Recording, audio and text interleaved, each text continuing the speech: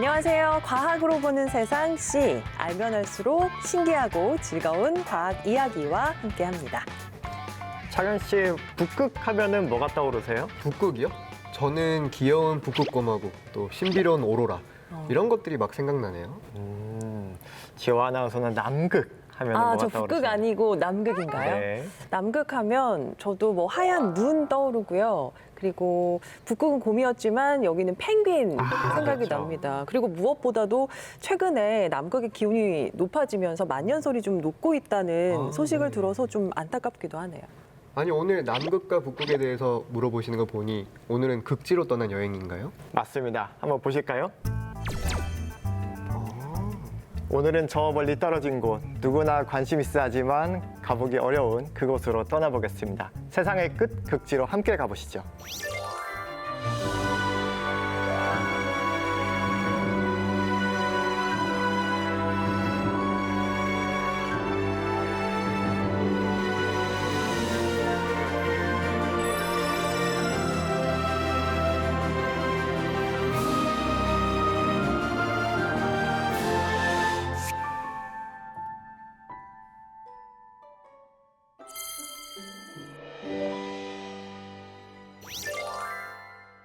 우리에게는 먼 우주처럼 느껴지는 곳이죠. 신비한 극지의 세계로 안내해 주실 두 분 모셨습니다. 예, 안녕하세요. 저는 우리나라에서 가장 멀리 떨어진 극지에서 캠핑을 즐기는 극지 캠퍼, 남극 내륙이라는 미답지에 대한민국 극지 연구의 발자취를 새기는 극지과학자 이강현입니다. 네, 반갑습니다.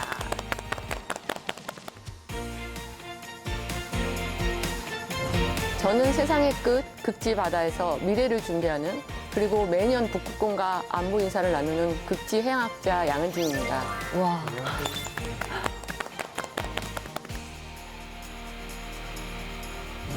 북극곰과 매년 안부 인사를 나누신다는 네. 정말 부럽기도 하고 대단하신 분들이라는 생각이 드는데요.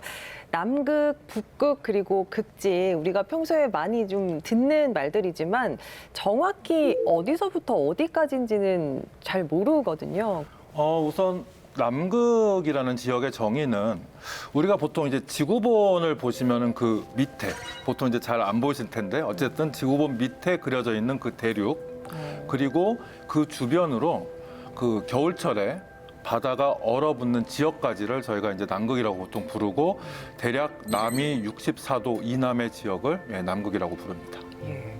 그럼 북극은요, 사실 몇 가지 정의가 있습니다. 지리학자가 생각하는 것이 다르고 생태학자가 생각하는 것이 다른데요. 보통 지리적으로 봤을 때 북이 66.33도 이상에 있는 육지와 바다를 모두 포함한 곳을 북극이라고 합니다. 하지만 생태학자들은요, 나무가 더 이상 자랄 수 없는 수목 한계선까지 혹은 7월에 기온이 10도씨 이하인 지역을 북극으로 정의하고 있습니다. 네. 그럼 저희가 본격적으로 극지 여행을 시작하기 전에 과연 이 세 분들이 얼마나 극지를 잘 알고 있는지 제가 잠깐 테스트를 한번 해보겠습니다. 긴장되는데요. 네, 질문지 날아갑니다. 네. 테스트를 잘 마치신 분들에게는요, 네. 여기 펭귄과 북극곰이 있습니다. 귀엽다. 저희 이제 저희 연구소에서 발행하는 기념품이고요. 마치시는 분들에게 이거를 드리도록 하겠습니다. 꼭 맞추겠습니다. 질문지 받을 준비해 주십시오. 네. 질문지 날아갑니다. 야, 전 이거 처음 받아봐요. 저도요. 이걸 저희가 맞출 수 있을까요? 일반인들이라면 누구나 맞출 수 있을 겁니다. 그럴까요? 그렇군요. 네. 다시 답을 돌려드리겠습니다. 네. 어디 한번 볼까요? 추천받습니다. 아유, 반은 맞추셨는데요. 예, 땡입니다. 그럼 저런 식으로? 아쉽게 너무 다 틀리셨습니다. 정말 아쉽네요. 저희 여기 이 북극곰과 펭귄이 오늘 갈 곳을 잃고 다시 극지연구소로 돌아가야 할 것 같습니다. 네. 안 돼. 포기해야겠네요. 예. 다음 기회를 노려보겠습니다. 네. 네. 자, 이렇게 저희가 저조한 성적으로 극지에 대한 저희의 관심을 한번 확인을 해봤고요. 지금부터는 정말 극지를 찐으로 사랑하시는 두 분에 대한 이야기를 좀 들어보도록 하겠습니다. 두 분 당연히 극지에는 다녀오셨겠죠? 네, 다녀왔죠. 네. 저 같은 경우에는 사실 처음 이제 극지와 인연을 맺은 거는 2001년, 지금으로부터 약간 20년쯤 전에 이제 우리나라 제14차 남극 세종과학기지 월동대원으로 1년 동안 남극에 근무를 했었고요. 그 이후에 이제 그린란드에 이제 빙하 연구를 하러 한 2차례 다녀왔고, 지금 지난 한 5년간은 남극 장보기지에서 남극 내륙으로 가는 길을 개척하기 위해서 거의 매년 한 지금까지 4차례 정도 다녀온 적이 있습니다.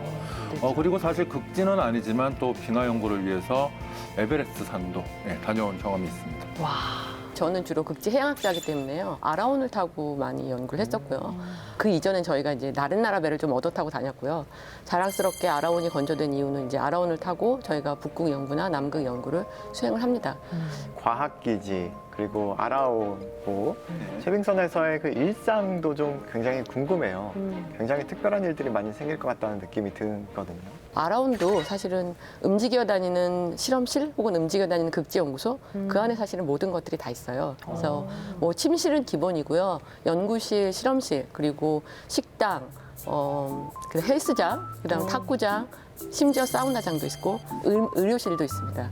그래서 의사 선생님들이 한 분이 항상 같이 이제 동성을 하시고요. 그리고 유명한 주방장님도 계셔서 음식도 아주 맛있어요. 하지만 배멀미가 가장 큰 문제죠. 그래서 그렇죠. 배멀미만 하지 않는다면 아라온에서의 생활은 저는 개인적으로 만족스럽고요. 저는 이제 남극 내륙을 이제 주로 탐사를 하다 보니까는 가장 많이 이용하는 기지는 이제 장보고 기지예요. 일단 기지에서 생활은 사실 우리나라에서 생활하고 거의 비슷해요. 9 to 6 아침 9시부터 6시까지 이제 일과 시간 그리고 주 5일째. 사실 남극은 또 언제 날씨가 확 나빠질지 모르기 때문에 한번 눈폭풍이 불면은 뭐 사나흘씩도 불기 시작하거든요. 그럴 경우에는 뭐 전혀 활동이나 연구를 못 하니까 사실은 날씨가 좋을 때는 밤늦게까지 야근이나 특근 이런 것들을 많이 하죠. 극지 생활 하시면서 가장 힘든 게 뭘까요? 극지 연구는 사실은 뭐 한 번 가면 기본이 2-3달 그리고 뭐 길게는 6달 뭐 이렇게까지 가야 되기 때문에 아무래도 가족들한테 가장 미안하고 뭐 아이가 있는 집들은 아이한테 가장 미안하죠. 네. 저도 일단 가장 큰 어려움은 이제 가족이랑 자주 연락을 잘 할 수 없다는 것, 이제 그것들이 있을 거고 거기에 이제 추가로 이제 아라오노나 남극 기지 같은 경우에는 어찌됐든 그 기본 시설들은 다 잘 돼 있어요. 다만 제가 이제 주로 가게 되는 남극 내륙은 사실은 뭐 수도라든지 화장실 이런 것들을 다 저희가 자체적으로 해결을 해야 되거든요.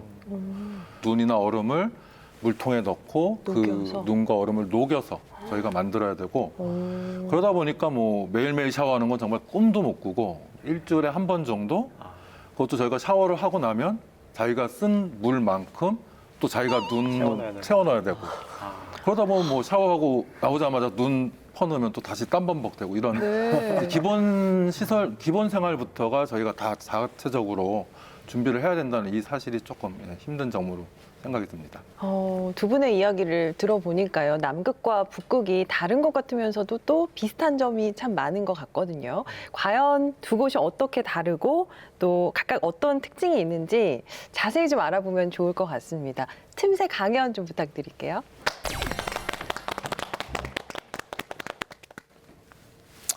남극의 가장 큰 특징은 하나의 바로 대륙이라는 겁니다. 그래서 남극은 대륙이기 때문에 당연히 산도 있고 호수도 있겠죠. 그리고 남극이 이렇게 생겼는데 남극 한가운데에 산맥이 하나가 있어요. 그래서 저희가 이제 남극 횡단 산맥이라고 부르는 이제 산맥이 하나가 존재를 하는데 이 산맥이 세계에서 4번째로 긴 산맥이에요. 그리고 이 산맥을 기준으로 해서 이쪽 아메리카 대륙 쪽에 있는 이 지역을 저희가 서남극이라고 하고요. 그다음에 아시아 대륙 쪽에 있는 이 지역을 저희가 동남극이라고 합니다. 남극하면 보통 사람들은 이제 가장 추운 곳으로 이제 많이 인지를 하고 있는데 사실 이거 말고도 몇 가지 타이틀이 더 있어요, 남극이. 첫 번째로는 평균 고도가 가장 높은 대륙이 바로 남극입니다. 서남극의 경우에는 대략 한 2,000m 내외의 얼음이 항상 이렇게 존재를 하고 있고요. 동남극의 경우에는 평균 3,000m 그리고 가장 두꺼운 곳은 4,000m까지도 두꺼운 빙하가 존재를 하고 있습니다. 그리고 남극이 갖고 있는 또 하나의 타이틀은 바로 인구 밀도가 가장 적은 대륙입니다. 사실 당연히 남극에는 이제 원주민은 없죠. 하지만 1960년대 이후로 세계 여러 나라들이 남극 주변으로 기지를 많이 건설을 하면서 이제는 매년 한 1,000명 정도의 연구원들이 남극에 상주하면서 연구를 하고 있어요. 대략 우리나라만한 땅에 한 80명 정도가 살고 있는 인구 밀도라고 합니다. 남극에는 남극점이 4개 있다는 얘기 혹시 아세요? 네. 우선 우리가 가장 잘 아는 남극점, 남이 90도에 있는 지점이겠죠. 저희는 이걸 보통 이제 지리적 남극점이라고 부릅니다. 지리적 남극점에는 현재 미국의 아문젠 스콧 기지가 있어요. 두 번째 남극점은 바로 지자기 남극점이라는 남극점이 있습니다. 지난 1956년 미국에서 처음으로 남극점에 이제 자기네 기지를 건설을 하니까 당시에 냉전 중이던 소련, 지금의 러시아가 그러면 우리는 지자기 남극점에다 기지를 만들겠다 해서 지금 보스톡 기지를 건설을 하게 됐습니다. 그리고 세 번째 남극점은 이제 자남극점이라고 그래요. 사실 이 지구가 완전히 이론적인 막대 자석은 아니거든요. 그래서 이 자기장이 조금은 변화를 합니다. 그래서 실제적인 자극, 그러니까 실제적인 자기력이 나오는 자극의 위치를 우리가 자남극점이라고 하고, 그래서 현재는 한 남이 64도 지점, 남극 대륙에서 좀 벗어난 지점에 현재 자남극점이 있습니다. 그리고 마지막 남극점은 바로 도달 불능극이라고 우리가 부르는 지점인데요. 남극의 모든 해안선으로부터의 거리가 가장 먼 지역입니다. 네. 그래서 지역은 이제 이 보스톡 기지에서부터 한 100km, 200km 정도 떨어진 예전에 그 소련의 그 캠프 기지라는 곳이 있었던 지역에 이제 위치하게 되고요. 도달 불능극에 있는 기지는 뭐 이미 폐쇄가 됐고, 현재는 이 도달 불능극은 많은 그 탐험가들, 모험가들이 이제 인간의 힘으로만 도달하기 위한 어떤 도전을 하는 이제 그런 지역이라고 할 수 있겠습니다. 예, 이상으로 강연 마치겠습니다.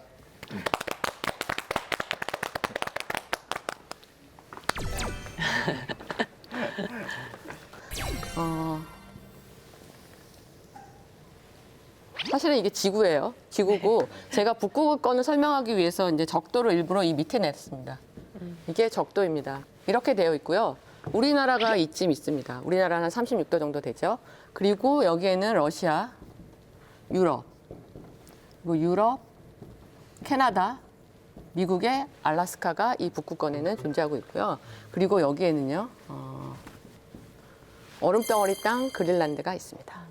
아까 남극에 대해 설명할 때는 남극은 하나의 커다란 눈덩어리 대륙이라고 했어요. 근데 이 북극은 보시면요, 여러 개의 나라들로 둘러싸여 있어요. 여기에는 바다고요. 그래서 우리는 북극을 북극해라고 칭합니다. 그래서 남극은 남극 대륙이라고 하고 북극은 북극해라고 칭하는 게 사실은 북극과 남극의 가장 큰 차이점이고요. 북극해는요, 전 세계의 약 3% 정도밖에 차지하고 있지 않은데, 그럼에도 불구하고 엄청나게 큰 역할을 하고 있습니다. 그래서 이 그림에서 보시는 것처럼 사실은 북극해는요, 다 이제 이쪽이 다 다른 나라의 영해입니다. 그리고 여기 중앙 북극 공해상이라고 하는데요, 여기는 전체 북극의 20%밖에 차지하고 있지 않아요. 그래서 이 중앙 공해상을 우리가 어떻게 칭하냐면, 아직까지 개발되지 않은 미개발된 인류의 마지막 남은 공해상이라고 칭합니다. 그래서 이 그림에서 보는 것처럼 이제 이 북극에는요, 이런 북극 바다도 있지만 또 영구 동토층도 있고요. 육상과 바다가 함께 존재를 하는데요. 이곳의 주인은요, 이누이트족이에요. 이누이트족이라는 원주민이고요. 그리고 원래 진짜 주인은요, 북극곰이죠. 이제 북극곰은 북극이 고향이기 때문에. 그리고 그 외에 뭐 술록도 있고 뭐 여우도 살고 있고요. 바다에도 많은 생물들이 살고 있는데, 여러분들이 아마 놀라실 거예요. 이렇게 추운데도요, 사실은 식물이 살고 있습니다. 여름한 시즌에는 정말 예쁜 꽃들이랑 식물들이 살고 있고요.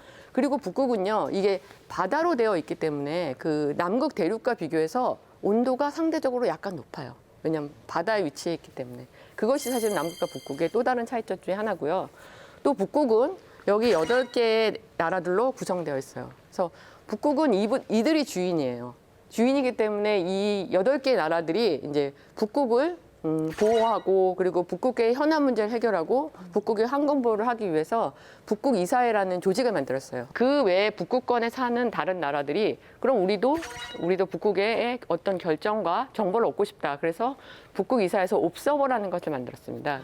우리나라는 2002년에 다산기제를 만들고 그다음에 2009년에 아라온을 만들어서 북극해 연구를 열심히 하고 북극 활동을 열심히 했다는 공로를 인정받아서 사실은 2013년에 북극 옵서버의 지위를 획득하고 그 이후로 이제 북극해 활동을 열심히 하고 있습니다.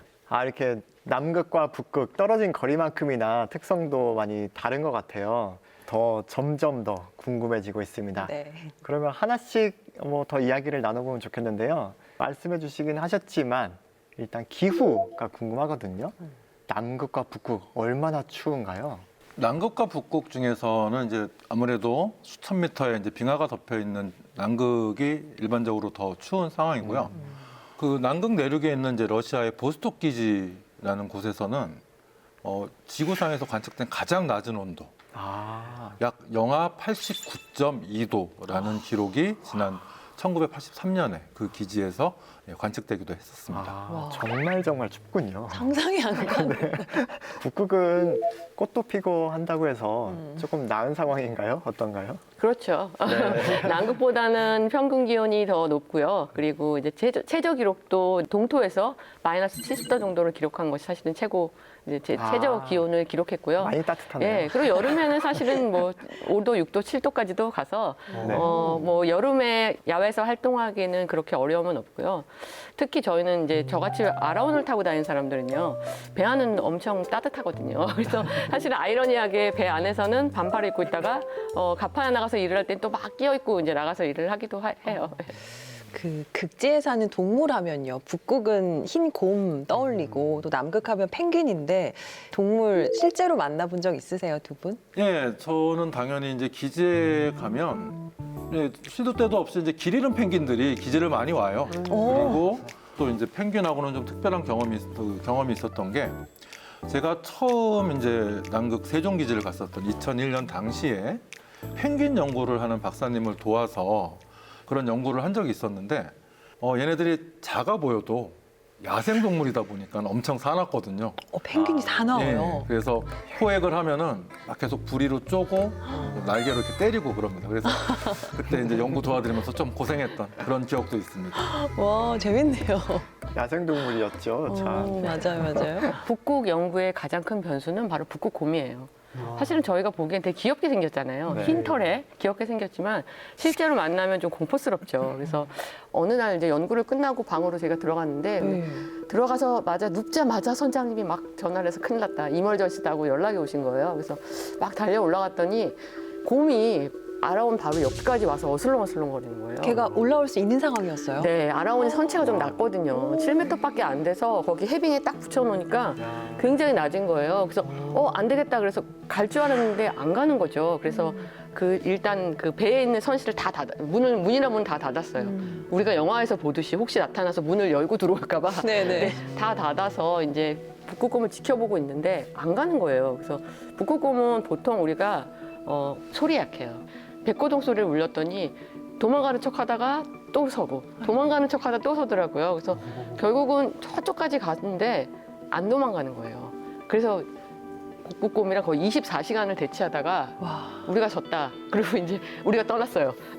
우리가 배를 아예 옮기셨군요. 네, 연구 장비를 막 옆에 있는 거 걷고 이제 놀 건 두고 이제 떠났는데 그러고 있다가 3일 만에 그 연구 장비의 시그널이 끊어진 거예요. 그 옆에 이제 카메라를 설치해놨는데 그 카메라를 봤더니 곰이 그 장비를 탁 쳐가지고 예, 그 힘도 되게 세요. 그래서 이제 한번 탁 치면 이게 자국이 날 정도로 휙 부러지고 그래서 그랬던 경험이 있어요. 그래서 이제 북극곰이 사실은 그래서 제가 생각하기에는 북극 연구하는데 북극곰이 굉장히 큰 변수로 작용하고 와, 이건 어디서도 들을 수 없는 정말 생생한 스토리네요. 그러네요. 네. 야, 정말 저도 북극에 가서는 곰을 만나고 싶진 않지만 남극에 가서 야생동물 펭귄 한번 만나보고 싶긴 하네요. 아니, 이렇게 과학자들이 기지까지 만들어서 극지 연구를 활발하게 하고 있는데 우리나라 말고도 그 극지에 기지를 운영하는 국가들이 얼마나 될까요? 남극에는 현재 그러니까 한 30개 이상의 나라가 한 90개가 넘는 기지를 건설을 해서 운영을 하고 있습니다.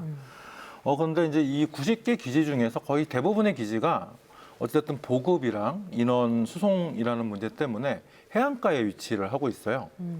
단 5개의 기지만이 해안가에서 최소 500km 이상 떨어진 남극 내륙에 존재하고 있는데, 그러니까 위치하고 있는데요.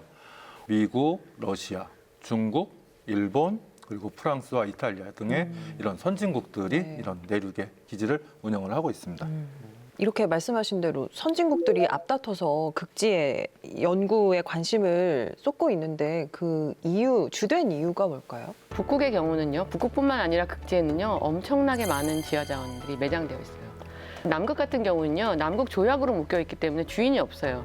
그래서 강대국들이 어느 한 나라가 먼저 거기에 자원 개발할 수가 없어요. 다 같이 동의를 얻어야 돼요. 그래서 그렇게 묶여 있어서 안전한데, 아까 그림에서 보셨던 것처럼 북극은 그 8개 나라가 주인이에요. 그래서 그 8개 나라를 주축으로 해서 사실은 자원 개발이 벌써 시작이 됐고요.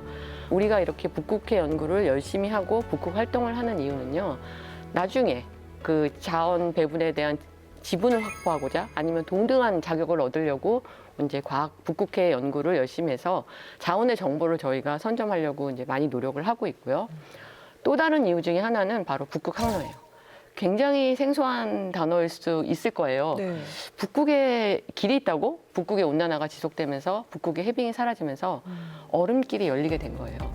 우리나라에서 유럽으로 물자를 수송하기 위해서는 수에즈 운하를 거쳐서 밑으로 쭉 돌아갔었어야 됐었어요. 그럼 약 40일 정도? 그런데 북극 항로를 이용하면 약 10일이 빨라지는 거예요. 많이 주네요. 네, 그러면 시간도 절약하죠. 선박 비용도 절약하죠. 엄청나게 많은 경제적 효과를 가져올 수 있죠. 이 극지역, 남극과 북극이 바로 이 해류를 돌리는 어떤 구동 모터 같은 역할을 해줍니다. 극지방이 따뜻해지는 거를 이제 걱정하는 이유가 이 해류가 이런 이제 지구 온난화로 인해서 끊어지는 현상이 발생할까봐 이제 그런 것들을 걱정하기도 하고, 또 이제 저희가 남극 내륙에서 하는 연구 중에서 이제 가장 대표적인 게 그 빙하를 이용한 기후 변화 연구거든요. 과거에는 온실가스가 어땠으며 또 이제 기후는 어땠는지를 연구를 하면 지금 앞으로 우리 기후가 어떻게 변할지를 보다 정확하게 예측할 수 있는 이런 연구가 가능하고, 그래서 이러한 이유로 해서 많은 선진국들과 많은 나라들이 남극과 북극에 이렇게 연구를 투자를 하고 있습니다. 네, 우리와 정말 너무 멀리 떨어져 있다 보니까 관계가 없을 것 같았던 극지가 사실은 기후와 날씨에 아주 중요한 역할을 해주는 곳이었다는 거 두 분의 설명을 통해서 알게 됐는데요. 앞서서 극지가 기후 변화에 좀 민감하다라고 얘기를 해주셨고 가장 빠르게 좀 반응한다라는 얘기를 저희가 들을 수 있었는데, 그러면 최근에 극지에서는 어떤 변화가 좀 일어나고 있나요? 우선 이제 남극에 대해서 좀 먼저 말씀을 드리면은, 사실 이번 3월 들어서 제가 좀 되게 놀란 뉴스를 한번 접한 적이 있었어요. 그 러시아의 보스톡 기지. 네. 이 기지에서 3월에, 그러니까 지난주 금요일에 영하 17도라는 이제 기온이 관측이 됐는데, 사실 이 17도면 뭐 여전히 남극이니까 춥네라고 생각하실 수 있지만, 이 기지가 건설된 지 65년 동안 한 번도 이 정도로 높은 온도가 관측된 적이 없어요. 극지 연구하는 분들 사이에서는 어떻게 보면 비상 상황이겠어요, 지금이. 사실은 북극은 좀 더 심각해요. 지구본을 이렇게 보면요, 북극이 가장 기온이 빠르게 상승하고 있어요. 전 지구 중에서. 그래서 지구 평균 기온의 2배에서 3배가량 가장 빠르게 상승하고 있어서 거의 핫스팟이라고 우리가 이야기를 하거든요. 그래서 해빙이 높게 되면 그 바다가 그대로 드러나잖아요. 그럼 그 바다로 태양 에너지가 그대로 들어오는 거예요. 원래는 이 해빙이 이렇게 쭉 이제 우리가 그거를 얼음 이불이라고 하는데요. 북극에는 이불이 이렇게 덮여 있어서 태양 에너지가 들어오는 것을 반사를 해요.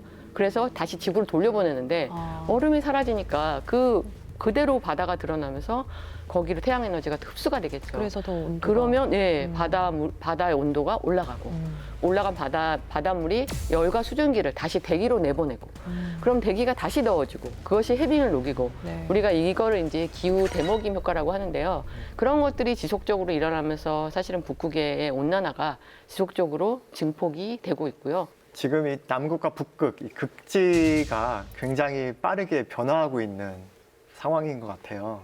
아주 먼 과거에는 어땠을지 또 궁금하지 않습니까? 그래서 뒷이야기, 숨겨진 이야기를 준비하는 이정원의 잡박사전에서 극지방의 먼 과거에 대해서 알아보도록 하겠습니다.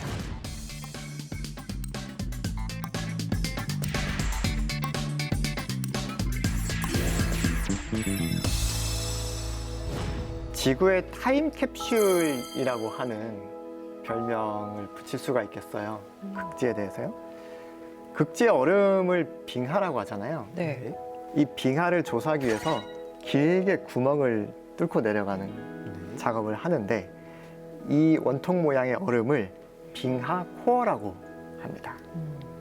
이 빙하가 지구의 타임캡슐이라고 표현하는 이유가 있어요. 이 극지의 빙하는 오랫동안 눈이 쌓여서 만들어지기 때문에 공기가 섞여 들어가게 되는 거죠.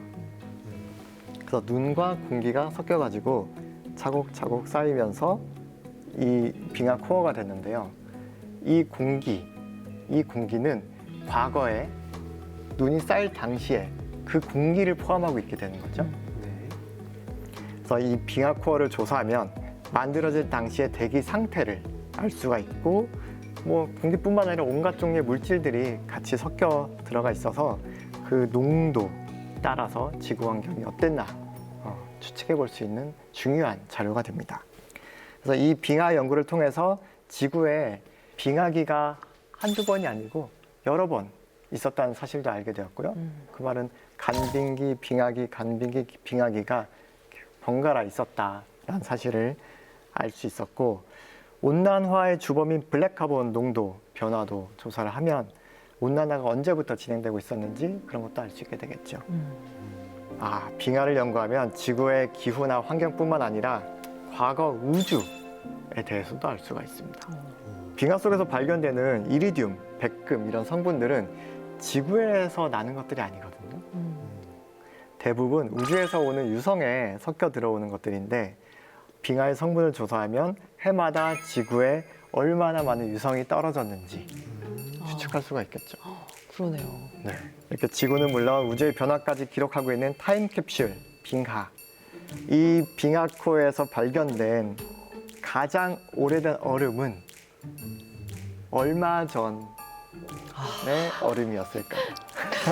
정말 힌트도 안 주시고 너무 힌트 하시네요. 없습니다. 이거는 뭐. 네. 근데 저는 네. 아까 네. 박사님 말씀에서 약간 힌트를 찾았어요. 진짜요? 그 남극의 이 높이가 굉장히 높다고 했잖아요. 3,000m 정도 된다고 하면 그렇죠. 1년에 한 눈이 막 3cm 정도 쌓인다고 하면 100만 년까지는 볼 수 있지 않을까요? 그거로 야. 적을 수도 있고. 그새 계산을 하셨네요. 네. 추측입니다. 네. 추측입니다. 네, 확실치는 않아요. 굉장히 당황스러운데요. 네. 네. 거의 정답에 근접했어요. 그 진짜요? 계산으로. 네. 정답이면 저 70만 년 하겠습니다. 중간에 정답이 있습니다. 네. 야, 한번 다시 한번 찍어보시겠어요? 아까 2,000m도 있고 3,000m도 있다 했으니까 그러면은 한 80만 년? 정답입니다. 네. 무려 약 80만 년, 오. 한 83만 년까지 얼음이 발견됐다고 합니다. 그러니까 우리가 83만 년 전에 지구 환경에 대해서 네. 들여다볼 수 있는 자료가 있는 거죠. 정말 대단한 거죠. 그래서 이러한 발견들과 연구로 단순히 환경 오염에 대한 역사와 기후의 변화를 찾아내는 게 아니라 과거의 환경에 어떤 영향들을 주고 받았는지 그런 것들을 함께 연구할 수 있게 되었고 이러한 문제 해결을 우리가 지금 다 같이 힘써야 될 것이고 후손들에게도 이런 자료와 우리의 노력들을 넘겨줘야 될 것 같습니다. 여기까지 이정원의 잡박사전이었습니다. 잡학사전에서 말씀해주신 이야기 들으면서 정말 말 그대로 지구의 어떤 비밀을 간직하고 있는 차곡차곡 비밀이 적혀 있는 일기장 같다. 네. 라는 생각이 들더라고요. 말씀해주신 것처럼 정말 우리 미래 후손들이 2000년대에 만들어진 그 빙하를 연구하면서 정말 환경을 위해서 많이 노력했구나라고 할 수 있도록 우리가 함께 노력해야 될 것 같다는 생각이 들었습니다. 자, 이제 이야기의 방향을 좀 바꿔보겠습니다. 우리가 극지 연구를 시작한 지가 벌써 30년이 됐다고 하더라고요. 물론 결과가 뭐 전부는 아니겠지만 열심히 연구를 하셨잖아요. 지금까지 우리가 극지를 연구해서 얻은 대표적인 성과들 좀 자랑을 해주시면 어떨까요? 가장 빠르게 이제 빙하가 녹고 있는 지역이 스웨이츠 빙하라는 지역이 있습니다. 그리고 우리 극지연구소의 연구팀이 지난 수년간 현재 그 스웨이츠 빙하에서 얼마나 빨리 녹고 있으며 왜 녹고 있는지, 어떻게 녹고 있는지를 이제 연구를 진행을 해왔고, 바닷물이 따뜻해진 바닷물이 빙하 밑으로 가서 밑에서도 녹이고 있다라는 사실을 이제 발견한 그런 성과가 있었고요. 네. 두 번째로는 이제 펭귄이 그동안에 이제 과학자들이 생각했던 것만큼의 수중 생활 영역이 과거에 이제 과학자들이 생각했던 거에 비해서 훨씬 더 깊은 수심까지도 내려간다라는 사실도 저희 극지연구소 연구팀에 의해서 확인이 됐습니다. 또 다른 성과로는 이제 그 남극 생물의 유전체를 이용을 해서 뭐 냉해에 강한 이제 벼 품종을 개량한다던가 아니면은 이제 노화 방지에 좋은 어떤 화장품을 만드는데도 그런 이제 남극 생물의 유전체를 활용하기도 하고요. 또 하나 또 재밌는 연구 중에 하나는 1950년대 이후에 이제 여러 강대국들이 핵 실험을 많이 했잖아요. 네. 근데 그 핵 실험할 때 나온 플루토늄이 남극 눈에서도 발견이 됐다라는 이런 연구 논문도 저희가 발표를 했습니다. 본격적인 이제 극지에서의 굵직한 연구들은 아라온이 건조된 이후에 많은 성과들이 나왔어요. 그래서 저희가 맨 처음에 최초로 발견한 것은 중앙 공해상이라고 제가 있다고 했잖아요. 미지에 아직 발견되지 않은 인류에 남은 마지막 공해상이라고 했는데 거기서 아라온을 타고 가서 저희가 불타는 얼음인 가스하이드레이트의 존재를 발견했습니다. 저는 이제 세계가 주목할 만하게 처음으로 우리가 발견한 갈목할 만한 성과였고요. 그리고 두 번째로는 이제 미세 플라스틱 아시죠? 네. 미세 플라스틱 요즘- 우리 화장품에도 있고 네. 뭐 주변에 많잖아요. 북극에도 있죠.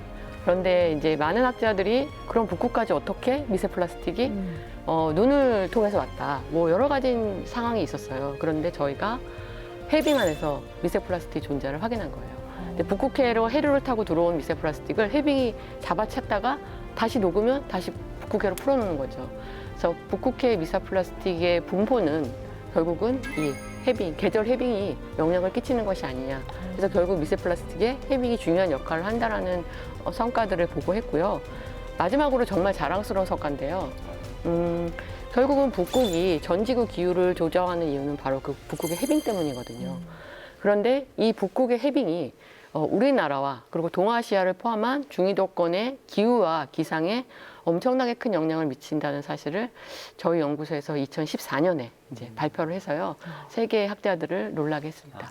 그래서 제가 이럴 때는 괜히 극지연구소, 극지인이라는 게 굉장히 좀 자랑스러워지는 순간입니다. 저도 자랑스러운데요. 네. 네.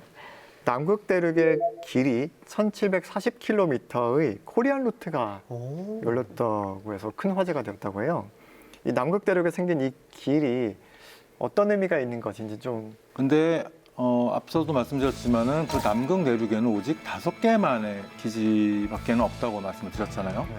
그래서 이제 저희는 이들과 비슷한 수준의 이제 연구를 수행하기 위해서 남극 내륙으로 진출할 수 있는 길을 지난 이제 2017년부터 개척을 시작을 해왔고, 저희가 1단계 이제 목표로 삼았던 이제 남극 내륙 연구 거점이라고 저희가 설정한 지역까지 1,740km 길을 이제 개척하게 됩니다. 원하는 목적지까지 가장 안전하고 가장 효율적으로 갈 수 있는 루트의 이제 그 위치 정보를 확보를 하는 거죠. 예. 그럼 이제 가장 빠르고 안전하게 갈 수 있는 좌표 정보를 발견했다 이렇게 받아들이면 될 것 같은데 이 길을 개척하시면서 어려운 사항은 없었는지도 궁금합니다. 저희가 처음 이제 개척을 시작했던 2017년 그 당시만 해도 지금 저희가 사람들이 머무를 수 있는 숙소 차량도 없어서 당시에는 이제 일반 컨테이너에다가 그냥 침낭 깔고 저희가 자고 하는 그런 이제 시설로 시작을 했죠. 네. 그러다 보니까는 뭐 이제 잠도 편하지 않았고 식사도 이제 여의치 않았고요. 또 이제 처음에는 저희가 이제 경험이 없다 보니까 그 크레바스라고 부르는 그 얼음 절벽 그게 이제 거의 매년 크레바스에 빠지는 사고가 있었던 것 같아요. 그나마 다행인 거는 이제 인명사고는 없었지만은 한 번 이제 크레바스에 차량이 빠지면 뭐 한 수시간에서 어쩌면은 뭐 이틀에 걸쳐서 그런 차량을 다시 빼내 가지고 또 탐사를 이어오는 등의 그런 다양한 그런 좀 어려운 경험들을 많이 했던 것 같습니다. 네, 정말 고생을 많이 하신 것 같은데 지금도 사실은 뭐 힘든 점들이 많겠지만 과거에는 오죽했을까 싶거든요. 30년 동안 연구 환경이 좀 어떻게 달라졌나요? 예, 진짜 많이 달라졌죠. 네. 제가 극지 연구 역사가 30년은 안 되지만 극지는 사실 인프라가 되게 중요해요. 배가 한 척도 없었던 시절에 저희는 다른 나라 배를 얻어 타고 다녔어요. 그게 이제 1998년인가 저희 연구소에서 2명의 과학자가 중국 배를 얻어 타고 이제 북극해 연구를 시작한 게 처음이었던 것 같아요. 2000년도에 본격적으로 북극 연구를 시작한 것도 러시아 배를 얻어 타고였어요. 사실은 좀 서러움도 있었고요. 네. 그리고 우리가 하고 싶은 남의 배를 얻어 타기 때문에 하고 싶은 연구, 얻을 수 있는 데이터가 사실은 많이 부족했어요. 그렇죠. 그런데 지금은요, 아라온이 저희가 만들어졌죠. 2009년에. 엄청 자랑스럽죠. 이제 우리 극지 연구에 대한 자부심이 생기는 순간이었어요. 아라온이 만들어지면서. 그리고 우리가 가고 싶어 하던 얼음이 얼어있는 지역을 갈 수가 있었어요. 물론 아라온의 역할은 연구 활동 외에도 저희 기지 2개의 기지가 있잖아요. 기지에 물자를 보급하는 역할을 해요. 왜냐하면 그 남극에 있는 2 기지는 1년 동안 월동대원들이 살아가야 되기 때문에 먹을 것도 필요하지만 뭐 여러 가지가 필요하겠죠. 그래서 그런 물자를 수송하는 역할도 아라온이 하고 있습니다. 근데 그 아라온이 만들어지면서 결빙이에요. 얼음이 얼어있는 해역에 가서 연구를 마음껏 할 수 있는 시기가 왔고요. 그러면서부터 사실은 국제사회에서 많은 러브콜을 받았습니다. 그 틈을 이용해서 저희는 국제공동연구를 굉장히 많이 이제 외국 공동연구자랑 수행하고 있고 지금에 나오는 이런 엄청난 성과들도 이제 그분들과 많은 공동연구를 통해서 만들어진 거예요. 그래서 저는 사실은 개인적으로 애국자는 아니었던 것 같아요. 그런데 아라온이 만들어지고 아라온을 활용하고 아라온을 이용하면서 애국심이 불타올랐어요. 네. 그런 거 느낌 아실 거예요. 아마 국제사회에서 아라온이라는 이름을 언급을 하고 또 외국 연구자들이 계속 이메일을 통해서 아라온을 같이 활용하자는 걸 하라는 공동 연구를 제안할 때면 괜히 어깨가 익숙해지는 그런 기분 아시죠? 그래서 그럼요, 예. 저는 뭐 아라온이 저기 대한민국의 제1호 세빙 연구선으로 선물을 주셔서 너무 감사하고 그 배를 잘 활용해서 저희가 이제 엄청난 연구 성과를 만들려고 노력하고 있습니다. 아라온호가 건조된 지 한 10년 정도 지났나요? 네, 10년 정도 지났습니다. 차세대 쇄빙선, 네. 뭐 지금 계획이 되고 있다고 들었는데 그런 것들이 또 만들어지면 극지 연구에 또 굉장한 변화가 있을 것 같아요. 아, 그럼요. 아라온은 사실은 엄청 바빠요. 1년에 북극 7월에서 9월 사이에는 북극해에 있어야 돼요. 북극의 여름 시즌이니까. 그래서 그 항해를 다 끝나고 오면 거의 진짜 쉬는 거는 상상도 못 하고요. 쉽게 말하면 주사 한 대 맞고 다시 영양 주사 맞고 다시 이제 10월 말이면 남극을 향해 떠납니다. 그럼 돌아오자마자 다시 한 2개월 정도 다시 몸단장하고 다시 주사 맞고 다시 7월이면 북극으로 갑니다. 그래서 아라온은 사실은 거의 1년에 거의 9달, 10달 정도를 거의 극지에 나가 있어요. 그래서 원래 아라온의 집은요, 인천항이에요. 네. 인천항인데 제가 인천에 살고 있거든요. 네. 인천항에서 아라온을 못 본 지가 벌써 몇 년이 지났는지 몰라요. 그 정도로 아라온이 바빠서 우리가 아라온이 가로사 하는 거 아니냐 이러다가 네. 이제 아라온에 있는 장비들을 우리가 최첨단이라고 하기는 조금 뭐해요. 그런 모든 것들 때문에 사실은 동생이 절실히 필요했어요. 네. 산악계에서 많이 움직여 주셔서 많은 노력으로 결국은 작년 6월에 결국은 제인세빙선을 건조할 수 있는 기회를 얻게 됐습니다. 와, 네. 그러면 언제쯤 저희가 만나볼 수 있을까요? 뭐 네. 시간이 좀 예, 걸리겠죠? 시간이 좀 걸리죠. 제이세빙선은 사실은 최첨단 장비뿐만 아니라 몸집도 아라온보다 약 2배 정도 커요. 네, 몸집도 크고 1.5m의 얼음을 깰 수 있어서 저희가 기존에는 여름밖에 뭐 조사를 못했던 거에 반해서 지금은 뭐 거의 1년 내내 마음만 먹으면 어디든지 갈 수 있다. 지금 이렇게 생각하고 있고요. 네. 그래서 저희가 환경을 연구한다는 명분하에 환경을 파괴하면 안 되잖아요. 그렇죠. 그래서 이제 약간 많은 비용이 들더라도 LNG선으로 하는 걸로 결정을 했고요. 그래서 결국은 우리가 2027년에 제가 아까 보여드린 북극해 북극점에서 아라온이 아닌 차세대 세빙선을 만나게 되지 않을까 지금 조심스럽게 기대하고 있습니다. 예, 와 생각보다 그렇게 오랜 시간은 아니네요. 네. 두 분이 워낙 좀 재밌게 또 자세하게 얘기를 해주셔서 제 궁금증은 거의 다 해소가 된 것 같은데 창현 씨 더 궁금한 거 남아 있나요? 당연히 있습니다. 네. 사소해서 물어보지 못한 것들이 아직 잔뜩 있는데요. 일상 속 작은 호기심을 해결하는 박창현의 호기심 돋보기.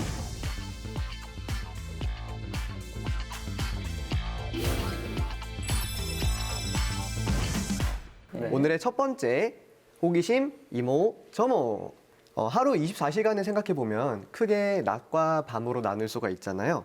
아침이면 해가 뜨고 밤이면 해가 지는 게 굉장히 당연한 일인데 극지에서는 종일 밤이거나 종일 낮인 적이 있다고요? 사실인가요? 네. 바로 그거를 백야하고 극야라고 합니다. 24시간 내내 하나고 24시간뿐만 아니라 하루가 지나고 이틀이 지나도 계속 하네요. 그게 바로 백야고요. 제가 처음에 북극이라는 곳을 처음 발을 들였을 때요. 러시아 배를 타고 있었는데요. 너무 충격적이었습니다. 이건 진짜 충격이었는데요. 안 깜깜해지는 거예요. 잠을 자야 되는데 그쵸. 깜깜해지지 않아서 처음에는 사람들끼리 계속 모여서 있었어요. 왜냐면 안 깜깜해지니까 우리가 언제 들어가서 잠을 자야 되는지 타이밍을 사실 못 잡았고요. 시계를 안 보면 모르죠. 네, 시계를 봐도 너무 의심스러운 거죠. 그래서 그렇게 해서 사실 며칠을 지나다가 밤을 꼬박 샜던 기억이 나는데요. 세종기지 같은 경우에는 이제 하루 종일 깜깜한 극야가 되지는 않아요. 아무래도 이제 장보기지보다 위도가 낮다 보니까 이제 한 11시 정도에 해가 떴다가 오후 2시쯤에 해가 다시 집니다. 한겨울에. 예.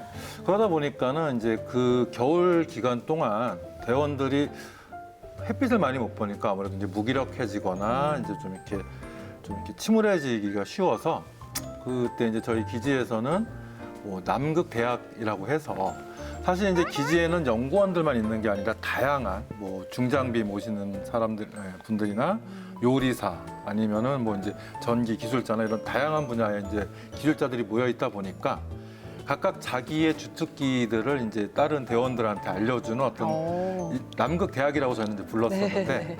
그런 이제 행사를 하기도 하고 또 세종기지 주변에는 약 한 7개국 정도의 다른 나라 기지들이 있어요. 그 기지들끼리 모여서 남극 올림픽을 엽니다. 네, 그래가지고 그 당시 제일 큰 기지인 칠레 프레이 기지에 모두들 모여가지고 네.